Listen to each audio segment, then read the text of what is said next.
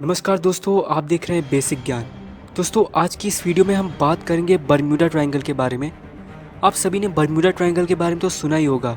इसको devils triangle भी कहते हैं। ये नॉर्थ अटलांटिक रीजन के एक ऐसे एरिया में है जहाँ पे कई सारे एयरक्राफ्ट, फाइटर जेट, शिप्स अचानक से गायब हो जाते हैं। लेकिन आज हम आपको एक ऐसे ही आदमी के बारे में बताएंगे जो बर्म्यूडा ट्रायंगल के अंदर गया और फिर वहाँ से निकला भी। तो चलिए दोस्तों, आज की इस वीडियो को शुरू करते हैं और जानते हैं कि वो कौन था वो आदमी। तो आप ये जो आदमी को स्क्रीन पे देख रहे हैं, ये है ब्रूस कर्नन। दोस्तों, ये इकलौता ऐसा आदमी है जो बर्म्यूडा ट्रायंगल के अंदर गया और फिर वहाँ से बच के निकल के भी आया। तो चलिए दोस्तों, हम लोग इनकी कहानी जानते हैं कि आखिर इनके साथ वहाँ पे हुआ क्या था। 4 दिसंबर 1970 करीब फ़्लाइट 19 के 25 साल गायब होने के बाद, दोस्तों फ़्लाइट 19 के बारे में हम किसी और वीडियो में जानेंगे। ये भी बर्म्यूडा ट्रायंगल से ही रिलेटेड है। तो दोस्तों, फ़्लाइट 19 के 25 साल गायब होने के बाद ब्रूस कर्नन जब एंड्रोस आइलैंड से बिमिनी आइलैंड जा रहे थे, तब उनके साथ कुछ बहुत ही अजीब सा हुआ। उन्हें उस वक्त लगा कि वो बर्म्यूडा ट्रायंगल के दायरे में आ गए और उसी वक्त उनके सारे प्लेन के कंट्रोल बेकाबू हो गए। उनसे उनके प्लेन कंट्रोल चल नहीं रहे थे सही से। ये सब एक्सपीरियंस ब्रूस कर्नन ने अपनी किताब बियॉन्ड द बर्म्यूडा ट्रायंगल में लिखा है और अब मैं आपको वही बताने वाला हूँ कि आखिर उस वक्त उनके साथ हुआ क्या था।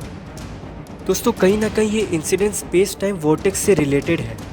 इसका सीधा सा मतलब ये है कि समय में बहुत ही ज़्यादा अचानक से बदलाव आ जाना।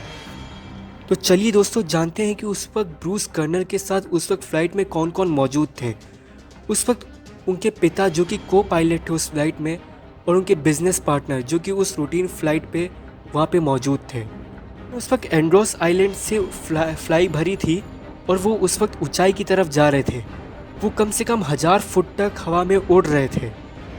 दोस्तों, ब्रूस कर्नर को उस वक्त ज़रा भी अंदाज़ा नहीं था कि उनके साथ कितना बड़ा अनहोनी होने वाला है, और वो उसके बयान पे आगे बढ़ते जा रहे थे।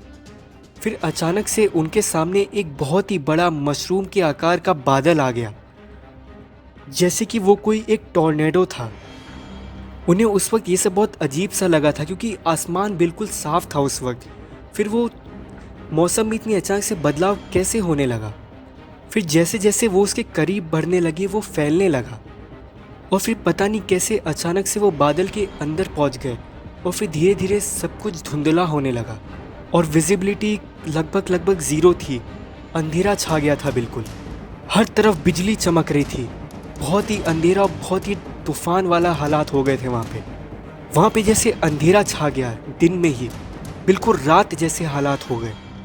उनके को पायलट, उनके डैड ने कहा कि अब हमें वापस चलना चाहिए। उनका भी बिल्कुल मन नहीं था उस बादल को पार करके आगे जाने का, लेकिन उनके पास और कोई रास्ता नहीं था उस बादल को पार करने के। तभी उनने फैसला किया अब हमें इस बादल को पार करना ही पड़ेगा। लेकिन फिर वो जैसे ही उस बादल के और अंदर गए, उन्हें पता चला हालात तो और भी उससे भी बदतर है। उनका विमान ज़बरदस्त तूफान से बिल्कुल घिरा हुआ था। बिजली चमक रही थी। तभी उनकी नज़र एक सुरंग पे पड़ी। वो सुरंग कम से कम 1.5 किलोमीटर चौड़ी और 16 किलोमीटर लंबी थी। तभी ब्रूस कर्नन ने कहा कि हम उसके अंदर से जा सकते हैं, और उनके डैड भी उस वक्त राज़ी हो गए थे क्योंकि उनके पास और कोई रास्ता नहीं था। और फिर जैसे ही वो सुरंग के अंदर गए, बहुत ही चौंकाने वाली बात हुई। वहाँ पे चारों तरफ बादल क्लॉकवाइज डायरेक्शन में घूम रहे थे। उन्हें लगा कि वो एक हाइड्रोप्लेनिंग कर रहे हैं, ज़ीरो ग्रेविटी में। उनका प्लेन जैसे वहाँ पे फ्लोट कर रहा था, कोई इंस्ट्रूमेंट काम नहीं कर रहे थे। लेकिन वो किसी तरह आगे भी बढ़ रहे थे, और जैसे ही वो सुरंग के बाहर निकले, टनल उनकी आंखों के सामने ही नष्ट हो गया। रडार कंट्रोलर जैसे ही लाइन पे आए, वो काफ़ी खुश लग रहे थे। उनने कहा कि उन्हें मियामी बीच के ऊपर एक प्लेन उड़ता हुआ दिख रहा है।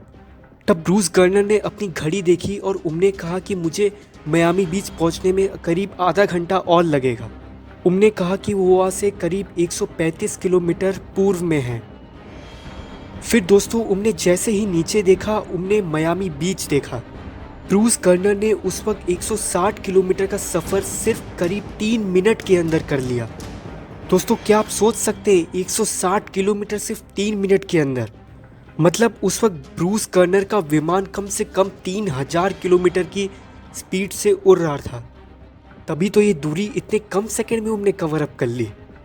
लेकिन दोस्तों चौंकाने वाली बात यह है कि उस वक्त इतना छोटा सा विमान इतनी तेज़ उड़ ही नहीं सकता था। उस वक्त ब्रूस कर्नर ने कहा कि उनके आसपास जो लोग थे, उनके को पायलट, उनने कोई अनोखी घटना नहीं देखी, उनके सामने बस धुंध था। लेकिन सबके साथ एक चीज़ बहुत अजीब सी हुई थी, सबकी घड़ी में टाइम 20 मिनट पीछे चला गया था। और ब्रूस कर्नर ने बताया कि वो जो सब ये देख रहे हैं वो वक्त का खेल है, और उनके हिसाब से बर्म्यूडा ट्रायंगल का असली राज वही है, वक्त का खेल।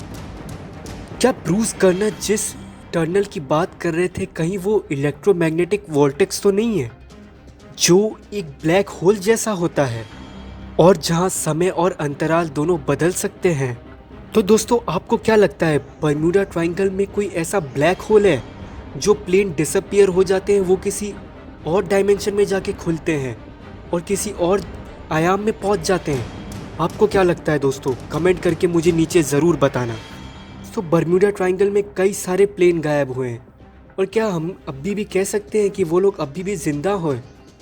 अगर वो ज़िंदा हैं तो वो कौन से जगह पे हैं, या फिर कोई इस दुनिया में भी है कि नहीं?